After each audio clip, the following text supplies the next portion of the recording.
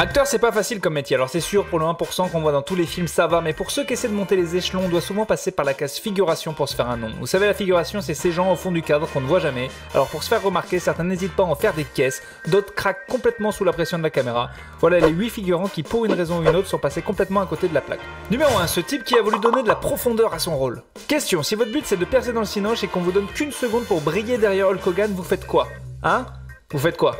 Eh ben oui, elle est facile, vous balancez un chien à la mer, évidemment, on l'aurait tous fait, mais remarquez comme il l'a bien effectué. Oublie pas que c'est pour ton bien, Rex. Un jour j'aurai un Oscar. Merci le chien. Numéro 2. Les humains n'ont pas le monopole de l'amateurisme. Ce chat par exemple n'a clairement pas digéré le fait de pas avoir été pris dans une pub Sheba, de devoir jouer dans ce James Bond à la place. Et il le fait savoir. Lâche-moi, lâche-moi, je porte ta veste, lâche-moi, je me barre. Alors je sais pas ce que vous faites mais moi je me casse. Voilà.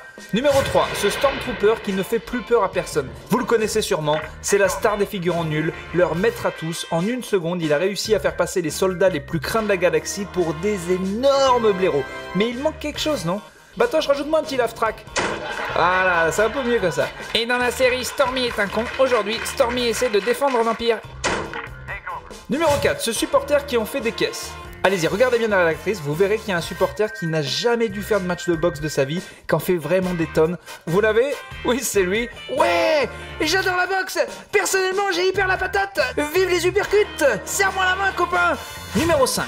On a tous déjà vu cette scène de la fin de Retour vers le futur 3, mais est-ce que vous aviez déjà vu ce môme, qui est sûrement l'exhibitionniste le plus jeune au monde? Et psst, viens par là, regarde celle-là, tu l'as vu celle-là, elle fait 3 cm au moins, tu l'as vu celle-là, tu l'as vu? À l'heure qu'il est, ce gamin est chauve, il a des lunettes fumées et il traîne dans les bus la nuit, évitez-le. Numéro 6, ce mec qui est beaucoup trop content de courir. Alors la moindre des choses quand on est figurant, c'est de rester un minimum dans le ton. Manifestement là le thème c'est d'avoir l'air apeuré, donc faut pas faire la tête que fait un chien quand il court derrière le marchand de glace. Ah ouais, super les copains, de la glace, ça a l'air trop bon, la pistache, mon parfum favori. Numéro 7, ce mec qui se bat contre rien et qui perd. Vous avez sûrement vu cette scène mais vous n'avez jamais vu ce mec tant vous étiez omnubilé par Catwoman et Batman et on vous comprend. Observez bien sa technique de combat. Oui, il se bat contre personne. Ou alors c'est l'homme invisible, qui manifestement maîtrise très bien les balayettes parce qu'il le maîtrise. Entre ça et la mort de Marion Cotillard, on se demande bien qui est le monteur de ce film. Ouais, le cinéma! Ah oui, c'est peut-être lui. Numéro 8, ce type qui ne sait pas balayer. Regardez bien le type à la droite de Daniel Craig, n'est-il pas fabuleux? Qu'est-ce qui s'est dit dans sa tête? Bon Johnny, des mecs qui balayent le sol, il y en a déjà plein des James Bond. Ce qu'il faut, c'est que tu te démarques. Eh mais attends, et si je balayais l'air? C'est bon ça? Voilà, si jamais vous décrochez un petit rôle, même dans Plus belle la vie, faites gaffe car l'internet vous trouvera et on vous fera aucun cadeau. Si ça t'a plu, partage cette vidéo et viens t'abonner sur Topito.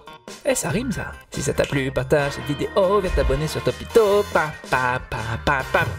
Coupez la vidéo maintenant parce que je pars complètement en steak. Je pars en steak, c'est le moment d'arrêter cette vidéo qui a duré trop longtemps. Wouh.